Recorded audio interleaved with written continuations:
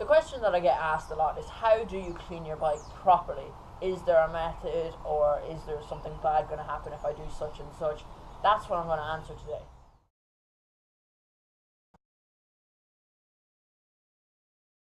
The first thing that I'm going to start off is this. Now this is the all-over bike cleaner by Mucoff, so it doesn't really matter where you put it. You can put it on your discs, in your cassette, and it won't really do anything once you wash it out.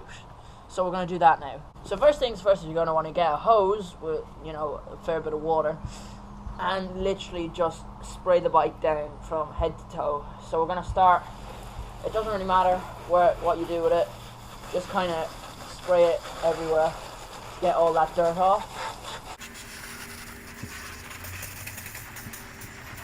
Once you're done rinsing the whole bike, you can see there's these little marks here, especially on white bikes. There'll definitely be a lot. You can see down there in the paintwork, it's just little pieces of mud just kind of caked into the frame. You can see it there, all along there. That's where the Mucoff comes in handy. So if you want, your bike in tip-top condition, get the Mucoff on it instantly, because clean bikes are fast bikes. That's what I always say.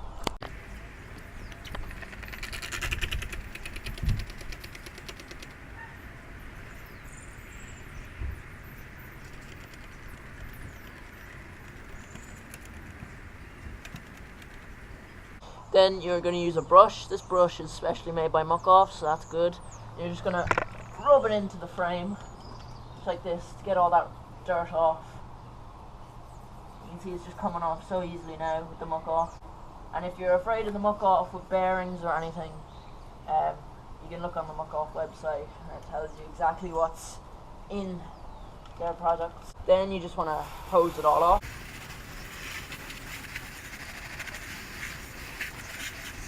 Once you're done that, then you're going to want to get a dry cloth or something that's dry and it's kind of soft, and just dry the frame and everything off.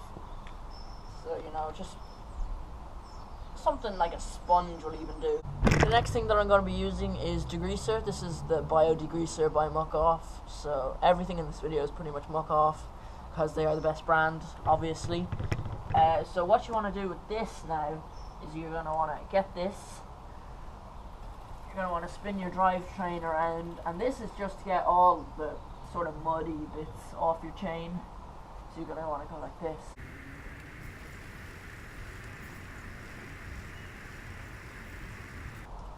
Now once you got the whole chain, then you want to get a sponge or something that you don't want to get, or that you don't mind getting, a bit black. So you can see here, it's all black here. That's from degreasing my chain. So you just want to put it around your chain.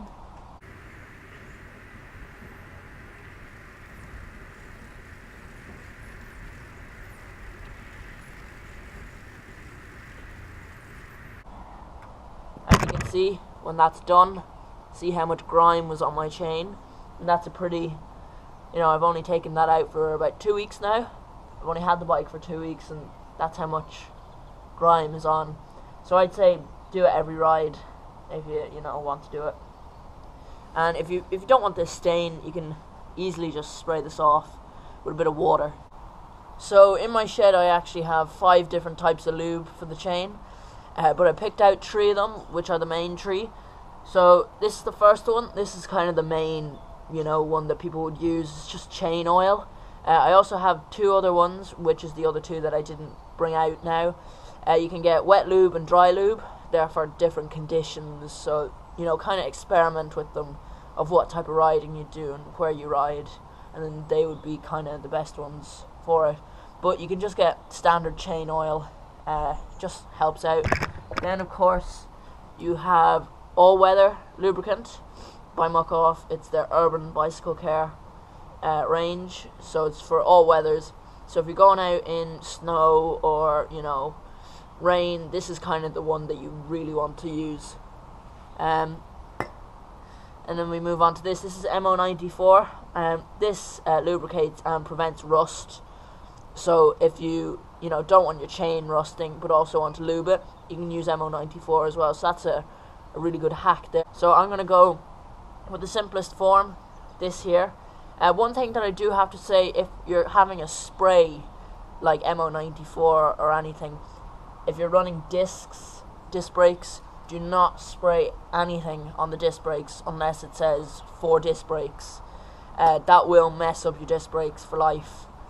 You're going to have to, replace your pads. So I'm just going to put this on. So you just get the top off.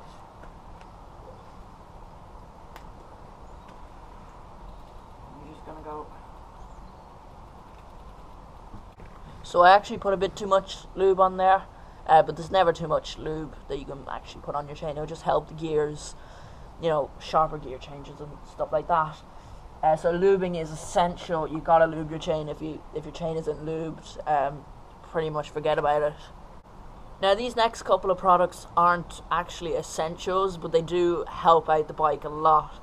So we're gonna start off with bike spray. So it says it's a spray for your bike.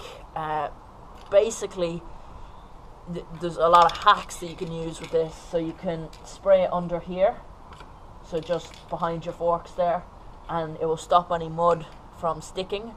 So this kind of stops the mud from sticking, and if you have anything down there that you want to keep. I know some people run their bottle cages around there, so if you run a bottle cage there, then I'd say definitely use this because the mud doesn't stick. It's basically a polish for your bike, so you just spray it on. Get a cloth or anything and then just rub it in. It's a nice little finish for your bike. Then after that we have a disc brake cleaner. Does what it says on the tin.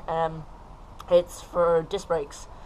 So when you give your bike a wash, it kind of has a clunky sensation, going around all the water around it. It would wear off, but it would take a while. So this, you just spray on it and get a dry cloth and rub it in after it's set in, and your brakes will be fine. And then after that we have Protect and Shine. It's pretty much just bike protection. It helps the paint out if rocks or being pelted up with it. Just helps it out pretty much. So I'm gonna put some bike spray on. And your bike has to be dry for this, so don't put it on a wet bike. There's literally no point.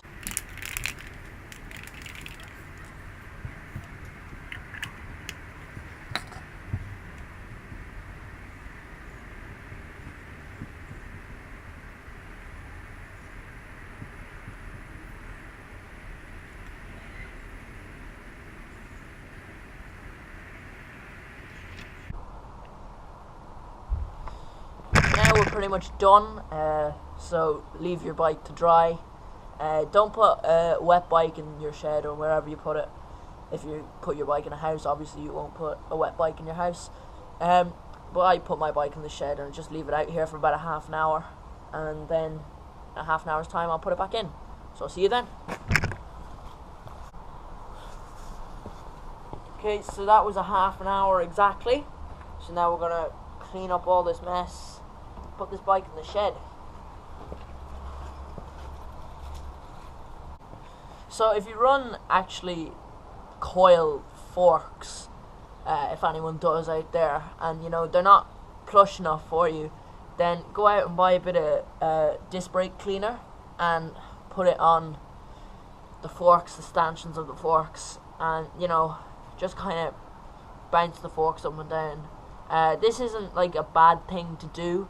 I saw this when I was at the Enduro World Series last year, and all the mechanics were using it to get their forks plusher. It's not just air forks that they use this method for, they also use it with coil forks, and it's a lot better with coil forks. So you can do it with air forks as well, but it's definitely a hack to use. Hardtails are actually different than full suspensions cleaning wise. You can see I have my cross-country hardtail, and then I also have a training hardtail over there. So I will put out a video someday on how to clean a hardtail properly, so stay tuned for that one. All the products that you saw in today's video are by Mucoff, and they all fit into this small little Mucoff bag. All the products are in there, so it's quite easy to put them on a shelf in the shed or something, or even put them in your house.